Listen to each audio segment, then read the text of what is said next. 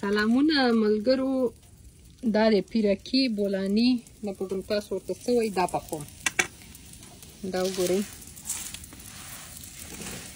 او دا افطار ته لګیا د تیاري روانه ده چې افطار ته وکړو. ګورئ، نن هوا ډېره ښایسته ده، ډېر ښکلی موسم دی دلته، خو داسې ښکاري چې پسرلی شروع شو. خو دې کې پوهېږئ کدو، یو چې دی د کدو دی، یو د ګندنې دی، او بل هم د دغه دی، د کچالو دی. دا وګورئ، اوس دا خپل به دا وکړو، لږ به یې سپرې کړو. او پوهېږئ دا تورو وړو نه مو کړي دي، او ډېر غوړو کې هم نه سره کوو. وینئ، لږ غوندې غوړي ورباندې سپرې کوو چې ډېر غوړي هم کش نه کړي.